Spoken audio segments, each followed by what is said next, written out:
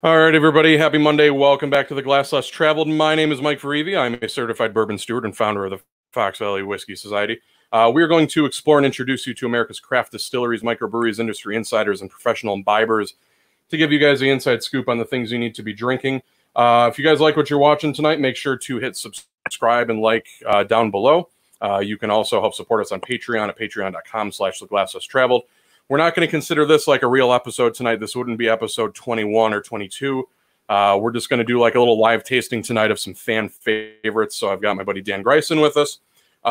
We are going to do, if you guys can see it scrolling down there at the bottom of the screen, or for those of you who are listening to the podcast, we are sampling Blantons. We are sampling Elijah Craig Barrel Proof B520. We are sampling Four Roses Single Barrel and 1792 Full Proof. So we'll go through. We're just kind of want to do a back-to-back just to see what all the hype is about.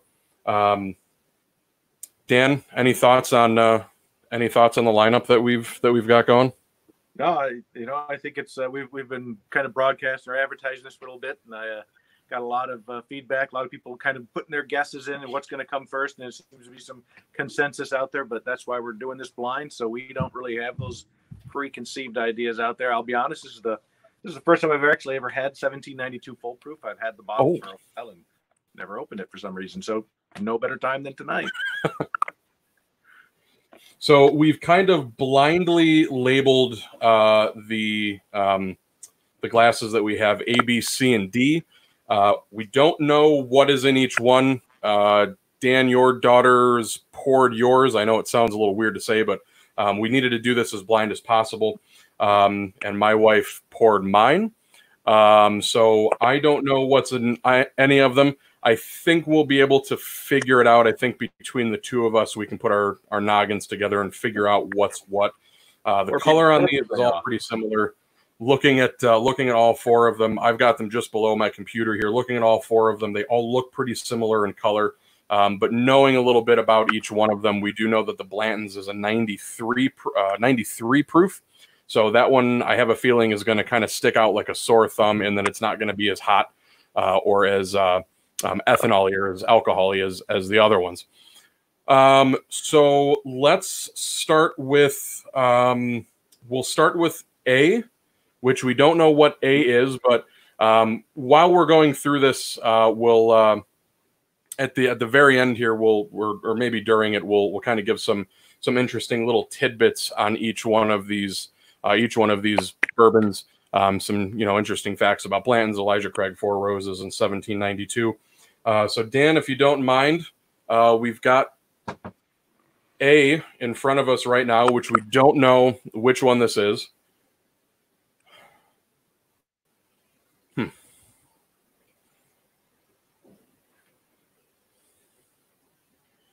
What are you getting out of the nose?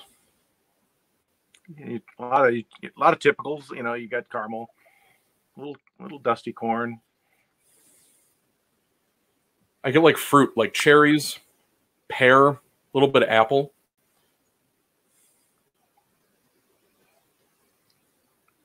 Cherry, that's hot. More of a. It's not. That's hot. That's not Blanton's, that's for sure. That's got some bite to it. That's like, this one, A, to me, is like really oaky. Kind of like dark fruits, like baking fruits, baking spice. There's like a little bit of chocolate in there. This one is really good though. This is really this one's pretty heavy. It definitely was a strong first pour. Yeah, I should have gone a little bit coated the tongue a little bit less on this one. Definitely. Okay, so one more. I'm gonna do one more sip of A, and then we'll move on to B.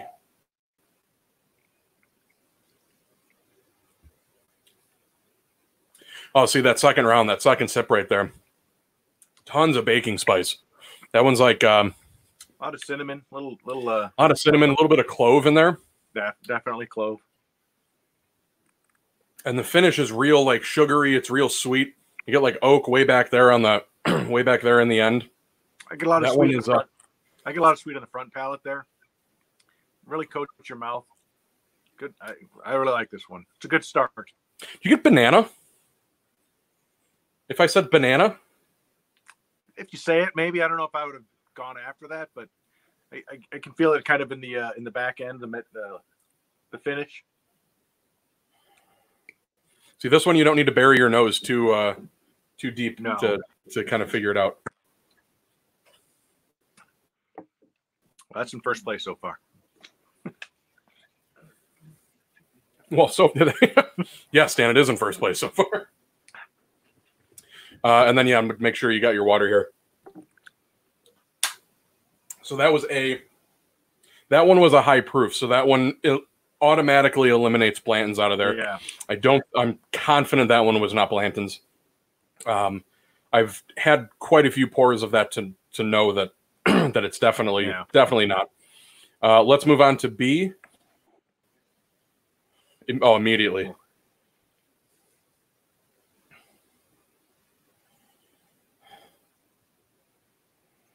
It's a lot softer on the nose. Way softer. I think I know which one this one is.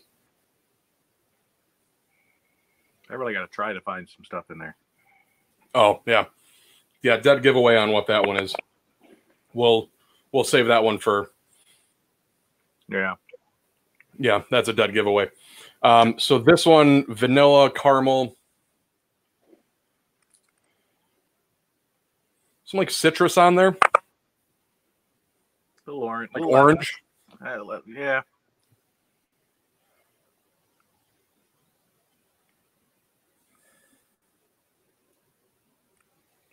Not much barrel influence. I don't get a whole lot of oak in this one. No, this one's a lot milder. And I think I'm pretty sure I know which one this one is. It's got a pretty full mouthfeel though. And I don't know if that's maybe just like residual from the first one that we had. I think it's got a good overall complexity in the mouth. It's just there's not a lot. There's no Kentucky hug to this one, that's for sure. The finish is pretty thin on it. Pretty light, pretty quick finish. David asked, is this the regular Four Roses single barrel or is it barrel proof? Good question. So, David, we've got the Four Roses single barrel strength. Dan, I think you have a different one than I do. So mine is a Binny's pick. I have OBSV aged 9 years, 8 months. I have also a Binny's pick OBSQ. So same mash bill, different yeast. 10 years, 1 month. Mine's 58.7 alcohol by volume. So and mine is about 113, 140. Mine is 54.9. No, I'm sorry. 59.9. Yeah. 59.9. You brought the heavy hitter. Yeah, I guess so. All right, so B, I'm pretty sure I know what B is. Yeah, I'm with you on what that is. So I don't want to say anything just yet, but I'd like to at the end see if we can guess which one. See if we can guess which one is which. B was really nice though. B was a lot.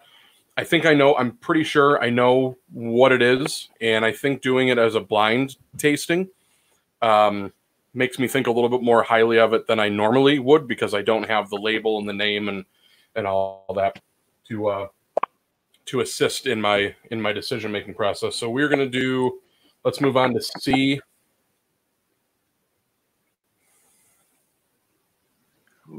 Ooh, wow.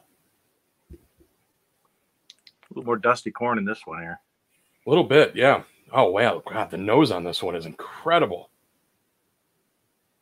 I get a lot of baking spices. You get some brown sugar, vanilla caramel, your standards there. I get something like soft in there though. Something like maybe like tropical almost. Yeah. I don't want to say like pineapple, maybe like coconut. I was gonna say more coconut than pineapple, but there's definitely it's almost like a marshmallowy too. Like a softness, like a sweetness, a soft sweetness like a marshmallow. Like this one doesn't hit you. Now we know like what the proof is on most of these because we know what it is that we're drinking, but at the same time, we don't know what's in each glass. We just know what for we're drinking. The Blantons is a 93 proof. All of the other ones are well over 100 proof. So they're a little bit hotter, a little bit more tingly. This is one of the hotter ones, but I don't find it as it doesn't burn. It doesn't have that peppery bite like A did. I think I want to say A is I think it's a higher proof. I get I agree between the two that this one definitely has that higher alcohol nose to it, but it's not like destroy your nose. There's a lot more ethanol in A than there is this one. This is just got a good. This one's like baked apple pie almost.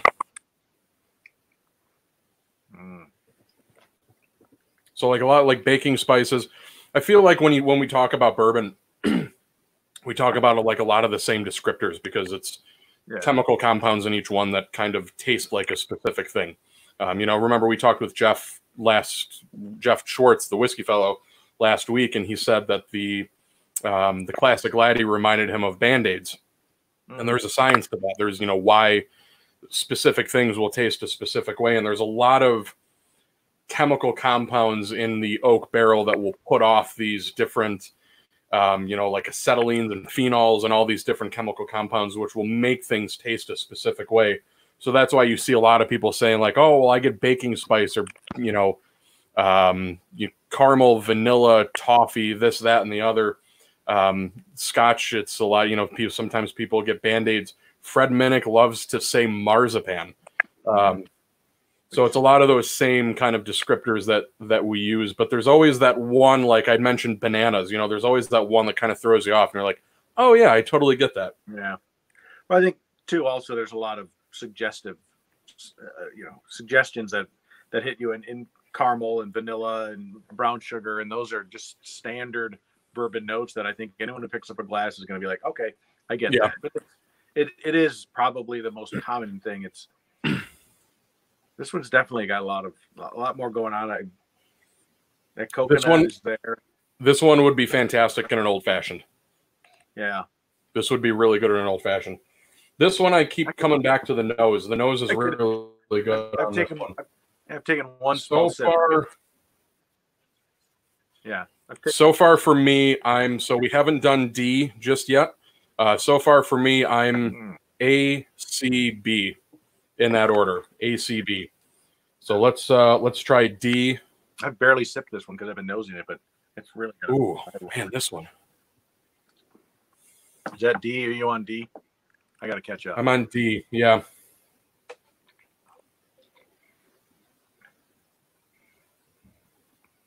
The nose, I think the nose on this one gives it away for me.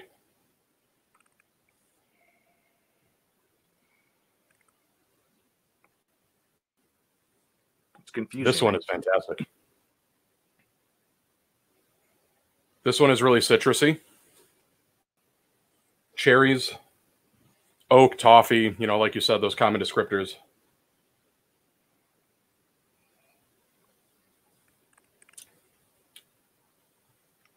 That one's a little bit lower proof.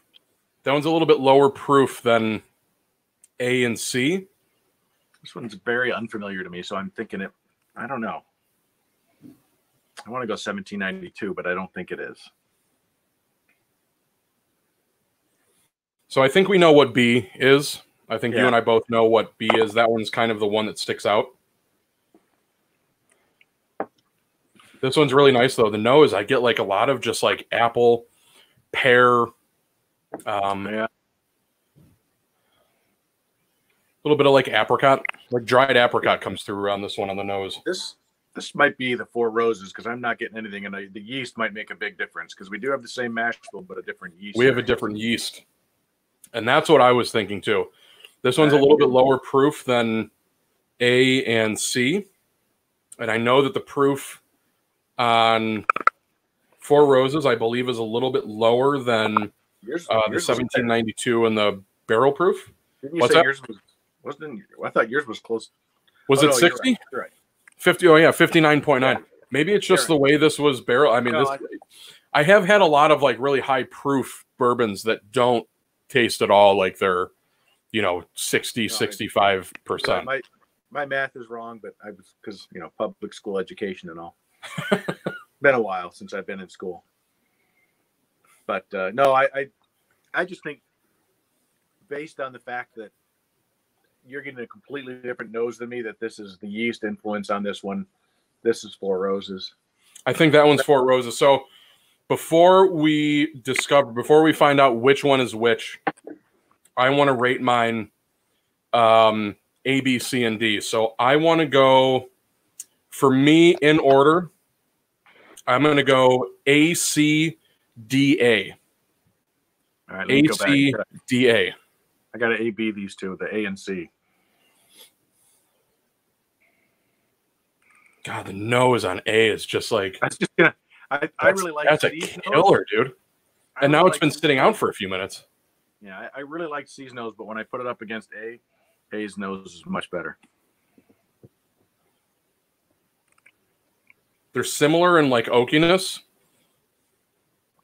C is super sweet.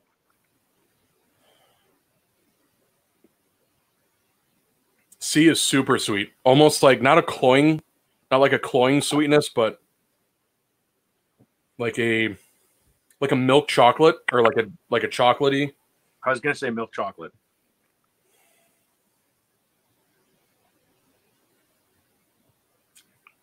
So that was C.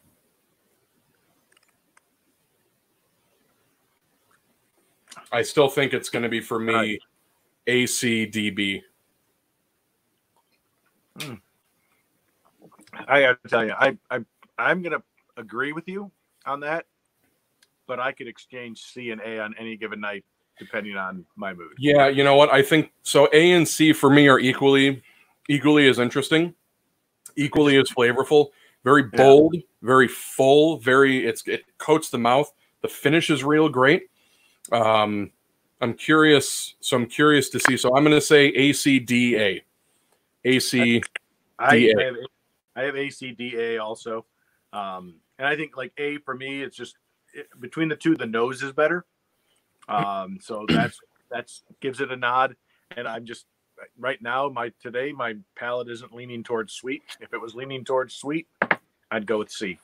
But any of these are, I even B, which I think we know which. I think we know which one B is. Yeah. Typically, it's not my favorite.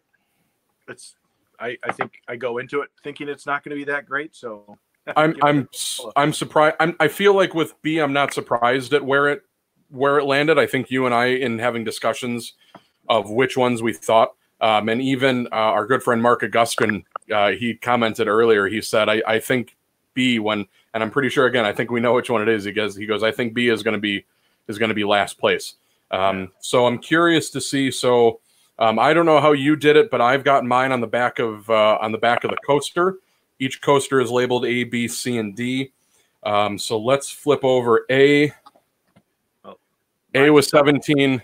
Okay. A was 1792. So the 1792 full proof was the winner of Jim Murray's 2020 World Whiskey of the Year, which he scored 97.5 out of 100. Barton is owned by Sazerac, who also owns Buffalo Trace. And the full proof is an interesting one because a lot of people think, oh, it's full proof, it's cask strength, or it's barrel proof. That is not true. Full proof enters the bottle at the same proof that it enters the barrel, which is 125 proof. So that one, for me, I was guessing it was either going to be between 1792 and the Elijah Craig would be in first and second place. And I was going strictly on reputation because, like I said, I've never had 1792 sweet or full proof. I have had some of the other ones. I've had the sweet wheat, which I'm going to say I'm disappointed with. I don't think it's underwhelming.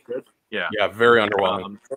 And I've heard this is one of the best, if not the best, of their line. So definitely glad I cracked it open tonight. But I knew that going into it, it was going to be.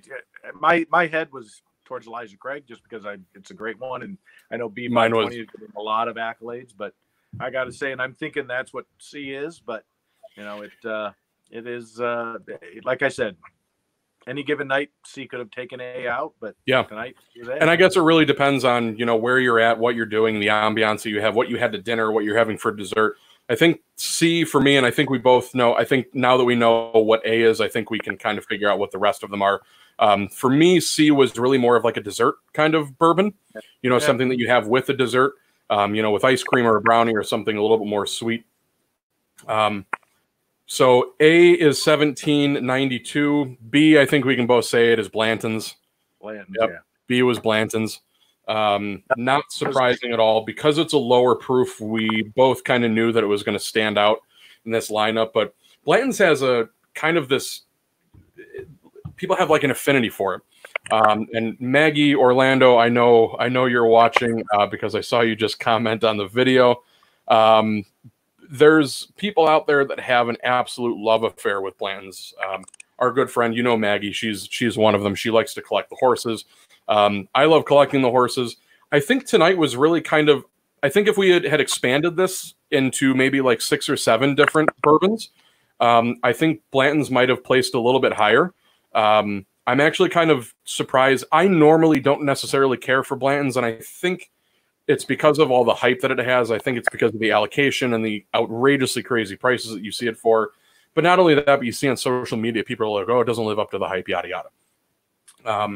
I was actually kind of pleasantly surprised when you take away the bottle, when you take away the label, when you take away the price tag and the, you know, the connotations that are around it. You know, I think it's actually it's a nice bourbon. And I'll say this for it. You know, we're putting it up against some heavy proof bourbons. Oh yeah. And I've had the pleasure of having straight from the barrel, and I've had Blanton's Gold, both of them higher proof, and both of them are really, really good whiskeys. Like I wish, and I know Gold is coming or something, but at some ridiculously high price point, and you'll never be able to find it. And because that's the way we are currently, our current bourbon environment. But you know, I ordered a couple from overseas when you could still order overseas, and they're really, really good. So I wish, you know, Sazerac Buffalo Trace would offer Blantons at a higher proof option for America at a decent allocation, not like 10 bottles at a $200, whatever the price point is. But it's really good. I mean, it is a good whiskey. I just think it does better at a higher proof. Yeah, and like you said, it's interesting because aside from now the gold edition, the single barrel, there are several expressions of Blantons that are available, but only the 93 proof and the gold are available in the United States. All of the other expressions are distributed to international markets. Pardon me, the bourbon's coming up on me. Blantons is actually, it's produced and marketed by Sazerac, but it's actually owned by Age International, which is Ancient Age. It's distilled at Buffalo Trace Distillery, but it's owned and it's owned by Age International. Sazerac is the one that actually produces and markets it via the Buffalo Trace Distillery. Blantons is typically aged anywhere between 6 to 8 years in warehouse age in either center and is monitored constantly. Because this is a single barrel, they have to try to keep everything very close to the same. So these are very, very strictly monitored barrels. Their samples being pulled constantly so that they can move things around. That's why you're able to see single barrel and so many of them come out onto the market. Warehouse Age is actually the only metal-clad warehouse at Buffalo Trace and was commissioned by Albert Blanton shortly after Prohibition. And the metal kind of allows for rapid aging. So it's more conducive to getting those oaky flavors. It can age a little bit faster. That's why you see that 6 to 8 year age statement on it, even though there actually is no age statement on the actual the bottle. And for those of you who don't know, I think this is really what made Blantons famous. It was released in 1984 by Elmer T. Lee, a year before he retired. He named it, this was the first single barrel bourbon out onto the market, released in 1984, and he named it after Colonel Blanton, which was a very, very interesting character. Colonel Blanton started working at the distillery, which then was called the OFC Distillery, in 1897, and then eventually in 1921 ended up becoming the president of the distillery. OFC, for those of you who are curious, OFC, when it comes to the bottle that is released by Buffalo Trace, which there will be a new one this year, that was, I think, barreled in 1995. The OFC in that instance is old-fashioned copper. The distillery that it came from is old fire copper. So those are two things that kind of get a little confusing. But this is really an absolutely kind of outstanding bourbon, you know, really when it comes to like the lower proof stuff. In comparison to what we had here tonight, though, I think it's a little underwhelming to say the least. If you would have put it against a couple others, like maybe a small batch from Four Roses and 1792 Sweet Wheat and just a regular Elijah Craig 94, it probably would have done better. I still don't know if it would have done great, but it's good. I mean, I'm definitely not disappointed in it. I go into it every time I drink Blantons, I'm like, oh, this is going to disappoint me. But again, like you said, I think a lot of it's because so many people chase it so crazily that I'm thinking it's not worth the hype. So in my head, I'm pushing it down. But it, you know, nice whiskey, good drinking whiskey. It's a good, you know, day after work. Got to get up the next early morning. The next, you know, yep. Whiskey. You don't want to be drinking 120 proof whiskey at 9 o'clock at night when you got to get up early. So unless you're at a bottle share like we do. Yeah. I think if we were to do a back-to-back with maybe 4 different bourbons that were in the same kind of proof range, I think it would have fared a little bit higher. But it does stand out. But again, the reason we threw it in there wasn't because of the proof that it's at. It was because it's a fan favorite. You know, 1792 won Whiskey of the Year, or World Whiskey of the Year. Elijah Craig B520, that's been winning a ton of accolades, and people are raving about it. It's a limited release. It's kind of hard to find. The Four Roses single barrel, that's one that, I mean, it's a staple on anybody's shelf, especially if you like single barrel, if you like something that's a little bit higher proof. Yeah. And Blantons obviously is, of course, you know, you collect the horsies on top, as Maggie likes to say. Yeah. So A was 1792, B was Blantons. Do you want to take a guess of what C was? I think C is Elijah Craig. C is Elijah Craig. Yeah, I guess that one as well. Which only leaves D to be Four Roses. And that makes sense. We were getting a completely different experience, and we had different different yeast strains, and that just goes to show you. I did one time many years ago. I was able to get a hold of every Four Roses mash bill and yeast, all 10 recipes, and a bunch of friends of mine and I got together and did a side by side. And I'll tell you one thing: after trying to drink 10 cask strength whiskeys and do a comparison, it wasn't a good night. But it's always good. And I do think, like I said, when I was tasting this one, I remember saying that it wasn't very familiar to me. And I don't drink a lot of Four Roses. I know it's, you know, I've got it, but I seem to go back to, you know, some of the other staples. I don't drink a lot of Four Roses, and I don't know if I've ever had this recipe, OBSQ. I do like the B mash bill better than the E mash bill, but I don't know if I have a favorite yeast strain. I feel like with this particular lineup, I don't think I'm particularly surprised with the order. I knew that Four Roses, I think between Four Roses and Blantons, we both knew it was going to come in third and fourth. I think really the question was which one is going to come in first. Is it going to be Elijah Craig or the 1792 Foolproof? I honestly thought that Elijah Craig was going to be the clear winner on that one. Yeah, me too. But at the same time, like you said, I'm not necessarily surprised that the 1792 Foolproof edged it out a little bit. And of course, this is very arbitrary. You know, we're not scoring anything. We're not, you know, writing anything down. So this is basically just off of, you know, what our tastes are accustomed to, the kinds of things that we like. So, you know, obviously this doesn't necessarily hold any merit in the bourbon scoring or bourbon grading world.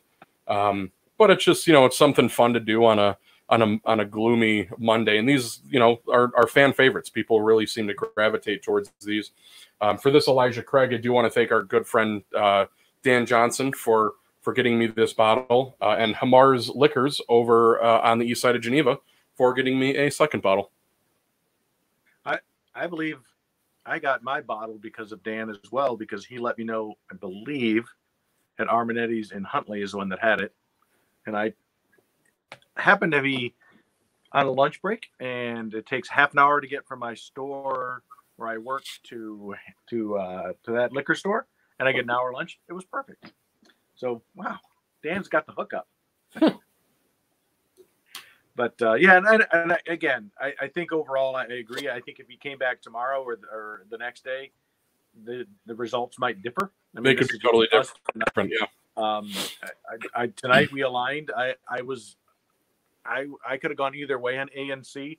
I could have easily put C first. I just, for some reason tonight, I'm not feeling sweet, and this is a little sweeter. But there are many nights when I crave a sweet whiskey, and and when I say sweet, I don't mean it's like syrupy sweet. It's just it's got that molasses and that caramel and that vanilla that really stands for it. But it's definitely a great whiskey. Coats your tongue.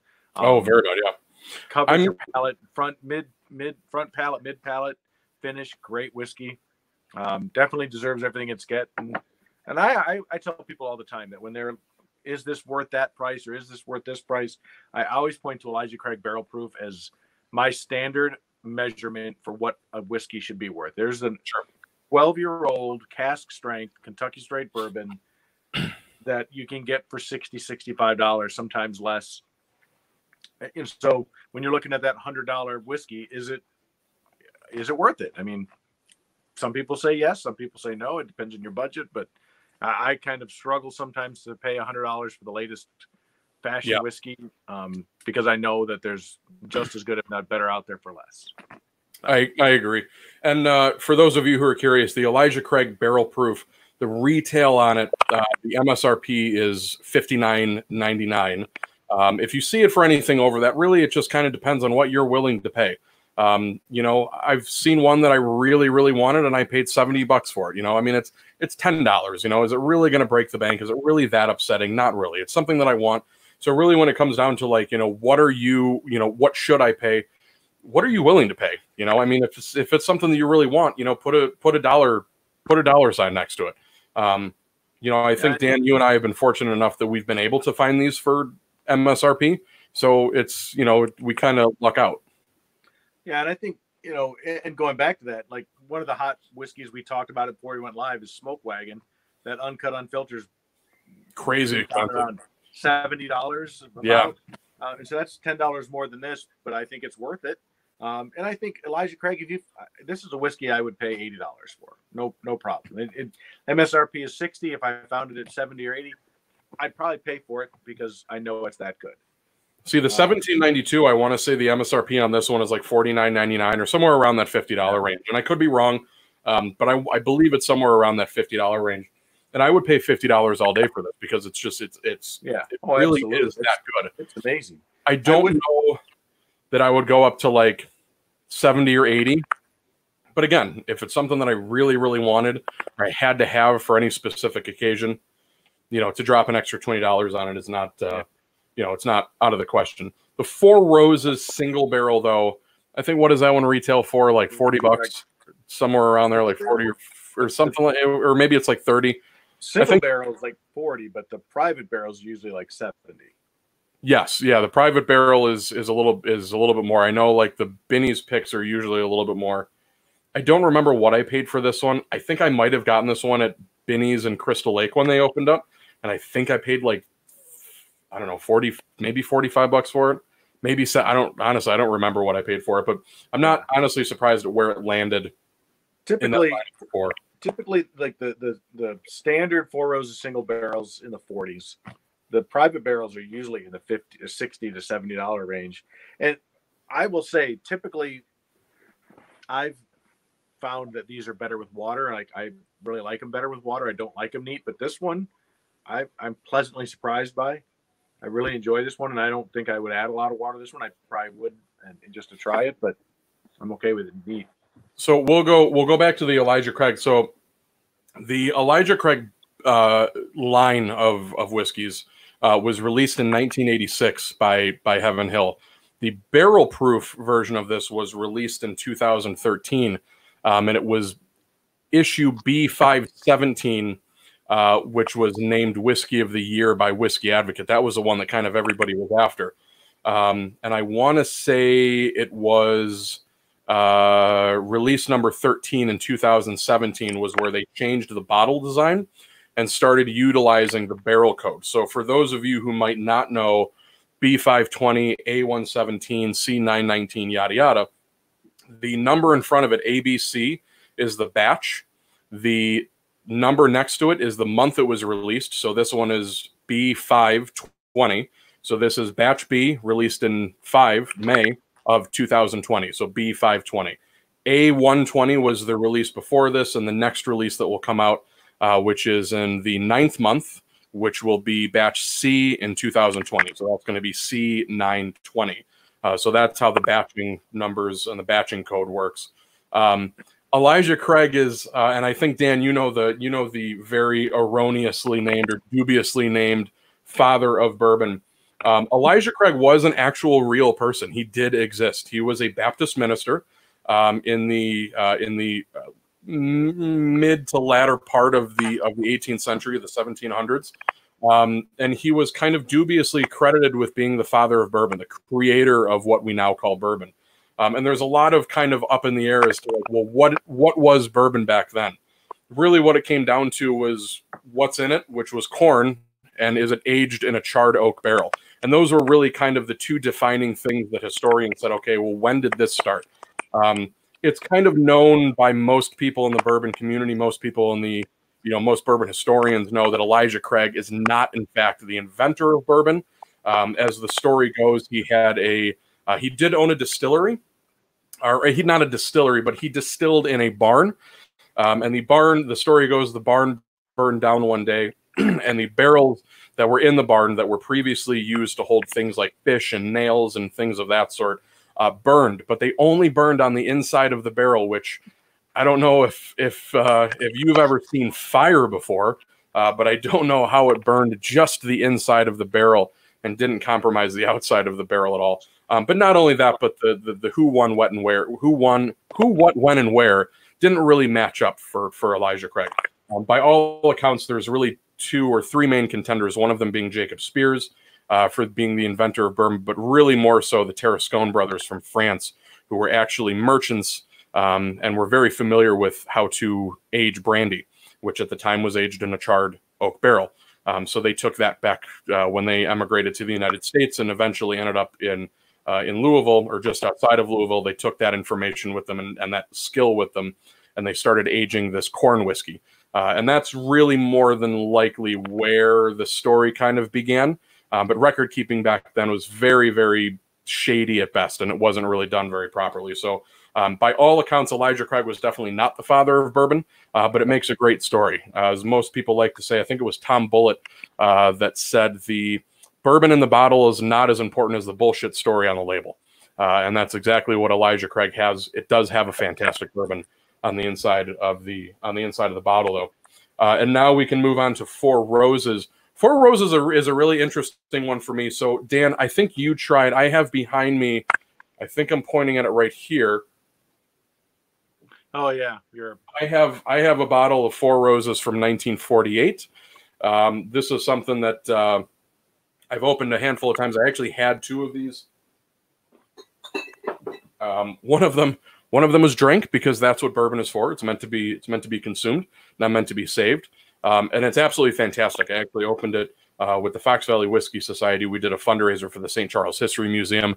We did kind of like a little overview and whiskey tasting of during Prohibition.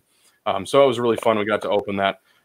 Four Roses is a really, really interesting one in that the story of the name is really cool. And there's 2 stories to this. And one of them I don't really like. One of them I do really like. So I'm going to read the story for those of you who are listening on our podcast, which will be released later tonight. The name began when Paul Jones Jr., the founder of Four Roses Bourbon, became smitten by the beauty of a Southern belle. It is said that he sent a proposal to her, and she replied that if her answer were yes, she would wear a corsage of roses on her gown to the upcoming grand ball. Paul Jones waited for her answer excitedly on the night of the grand ball. When she arrived in her beautiful gown, she wore a corsage of 4 red roses. He later named his bourbon Four Roses as a symbol of his devout passion for the lovely belle, a passion he thereafter transferred to making his beloved Four Roses bourbon. So Paul Jones is actually a pretty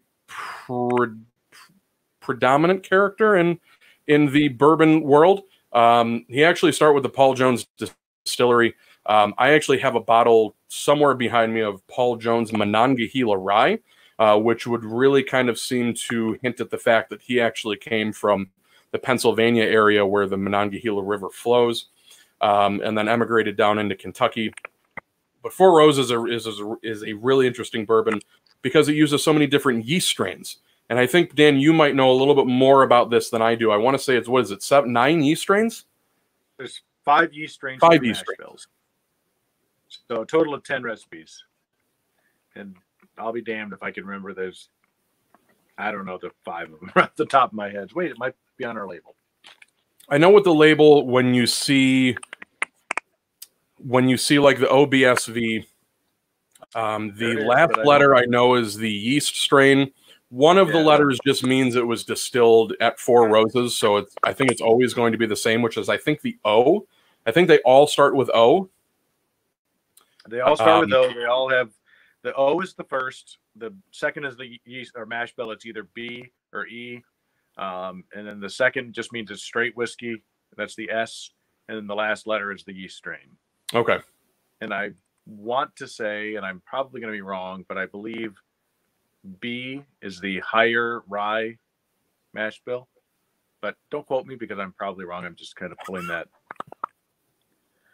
Yeah, there's E, O, Q, V, and F are the mash bills.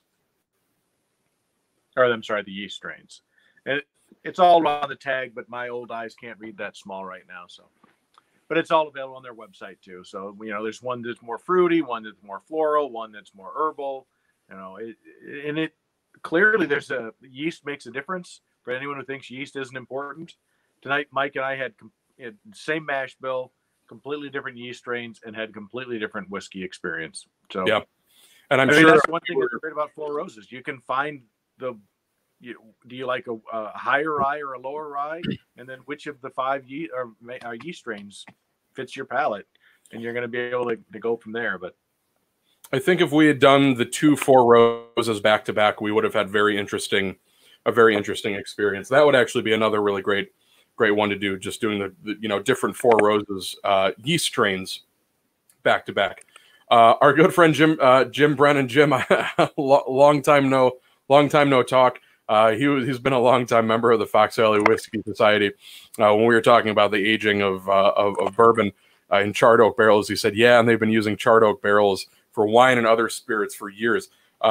Jim is a bit of a wine aficionado, if you will, and he kind of is very quickly venturing his way into bourbon. So, Jim, hello. I'm curious as to if any of you out there, Dave, Maggie, Jim, Mark, Brandon, anybody who's watching tonight, if you guys have the full proof, the barrel proof, the single barrel Four Roses and the Blantons, what you guys think of all of these back to back, or even just individually. I know Dave Craven, he's got the single barrel. He says he's got OESF 9-year 3-month. David, if you're still watching, I'm curious as to what you think of this one. To see if maybe yours differs a little bit from ours. Oh, and here we go. So Dan Orlando, thinking of doing 100 proof blind tasting. I'm all for it.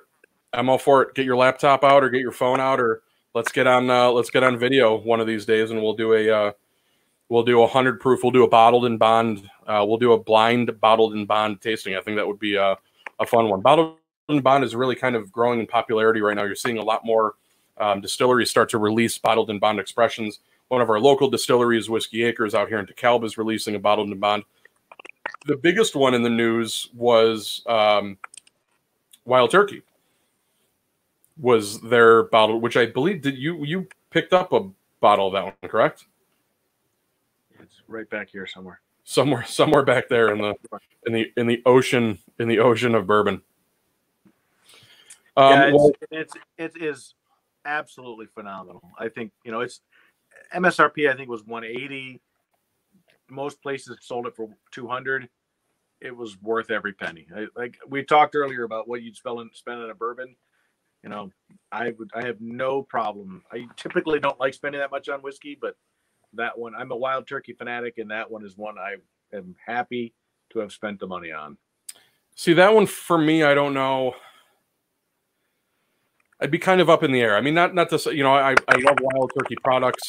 You know, I don't think they're necessarily my favorite. But they're, you know, they're nice to collect. They're nice to drink. Do you hear that noise? It sounds like static. Like, oh, is it me? Could be me. I don't know. I'm in the basement, so that's probably a ghost is what it is, because it's gone now. Yeah. Now that we mention it, it's gone. Yeah, I mean, I like the Wild Turkey products. I just recently picked up a Wild Turkey. There it is again, from a liquor store. This one right here, 2015 limited edition. This is just it's a 81 proof. You asked, you know, after I picked it up, what's so special about it? Nothing. It's just a limited release. I think it has something to do with like the troops or something like that. Yeah. You know, a funny story about the Wild Turkey 81 is before the Wild Turkey 81, it was Wild Turkey 80 proof. And one of the changes Eddie Russell made when he kind of came in and didn't take over for Jimmy, but he kind of worked with Jimmy, was change the 80 proof to an 81 proof and improved the consistency. And the 80 Wild Turkey 80 has a horrible reputation as just an awful whiskey. And you can't find it anymore. It was years ago. But the 81 instantly became like a go-to whiskey for bars and bartenders. And so it's just interesting that it wasn't just the difference of one proof. He started picking better ages, better barrels. Yeah. It's just to differentiate it, he raised it one proof point. So do you have a little bit of bourbon left? So I've got a little bit left. I got a lot left in each glass. Yeah. I'm curious. So I finished the Four Roses. We should have done Stag Junior in this group. Stag, damn, that would have been a good one, because that would have been right on par with proof for all the other ones. So I'm going back to the 1792. It's sitting for a little while. There's not a whole lot left in the glass, and I don't know if any of you guys out there watching or listening do this as well, but I often find that when I leave a little tiny bit in the glass and I let it sit for maybe like another 5 to 10 minutes, let it dry out a little bit and let the legs kind of dry to the side of the glass, you start to get more of that like caramely sweetness. You start to get like the oak comes through a lot more. I was going to say it definitely has a little bit sweeterness, a little more sweet to it. So the 1792 I find is tamed a little bit because it's kind of aerated. You know, some of the alcohol vapors have kind of evaporated off. I find it a little bit sweeter. And the nose on this Elijah Craig, now that I've only got a little tiny bit left, is like burnt sugar almost. Like a little bit more. My like the top of it's like the top of a creme brulee, you know, like when you like the burnt sugar on top of a creme brulee. Yeah, I have more left than you. My daughter poured more aggressively than your wife. Ooh, the heat on the Elijah Craig though is still there all the way. And the Blantons has changed a little bit too. The Blantons is a little bit tamer. Not that it needs to be.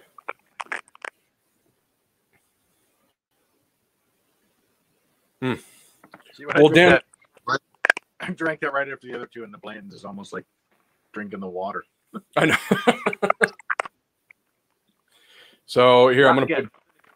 It's just you can't put a 93 proof up against 125 proof and expect there to be a palate left for it. So David Craven, he's got. So I actually, David, I'd be interested to see what your results are for the Four Roses single barrel. It sounds like you've got a couple different batches. Curious to see what you come up with. And it sounds like either my microphone or the ghost in your basement it's an old house, so it could be is having a field day. So we've kind of completed our back-to-back. We are definitely going to do this again. I actually have something for next Monday, Dan, if you want to join me again on Monday the 27th. We're going to do some more craft distilleries. You know, being the Glass Less Traveled, I try to focus on more of the craft distilleries versus, you know, the big guys like Buffalo Trace and Elijah Craig. These are just a lot more familiar for people, something that a lot of people might have on their shelf. So next Monday, we're going to do Few American Whiskey. We are going to do the Journeyman. Of course, it's Whipson Whiskey. We're going to do Whiskey Acres. And we are going to do one that, Dan, I don't believe you have, but I have it. I received it as a gift from the distillery and from the distiller himself, which is the Lee W. Sinclair 4-grain bourbon from Spirits of French Lick. I can send you a sample if you'd like to join me on that one. I think it would probably be better for two of us to do it rather than just me. So we'll do Few, Journeyman, Whiskey Acres, and Spirits of French Lick, kind of like a little Midwestern distillery get together to kind of see who takes the cake on that one. Everybody, thank you for joining us tonight. This was just kind of the first of what I hope to be many live tastings. It was a lot of fun to do these back to back. I'd love for you guys to join in on this. If anybody is interested in joining us as a third person, maybe as a novice or somebody who just wants to experience what it is that we do here, you hear that typing again. We'd love to have you. Dan, stay on. We'll talk for a little bit. If you guys have anything else, feel free to reach out on the Fox Valley Whiskey Society group page. Feel free to comment on YouTube. Don't forget to like and subscribe. Support us on Patreon at patreon.com/theglasslesstraveled. This upcoming Wednesday, we've got a really, really, really awesome episode of The Glass Less Traveled. We're going to be talking with my good buddy Don Hurst at Rooster Beer in Vietnam. So it's going to be 7 p.m. here. It's going to be 7 a.m. there in Vietnam. We're going to learn a little bit about how the American craft beer industry influenced the craft beer industry in Southeast Asia.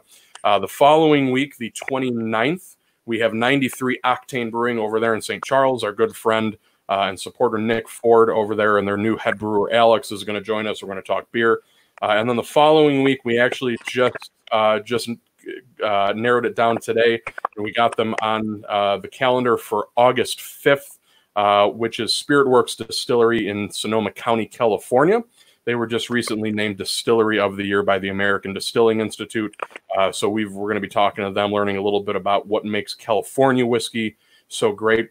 So we got some really great stuff in the works. If you guys can't watch the video tonight, don't worry. We will have the podcast live in a couple hours. If you guys have any questions, reach out. Dan, we'll hang out and drink some more bourbon, yeah? Absolutely. Sounds good. All right, everyone.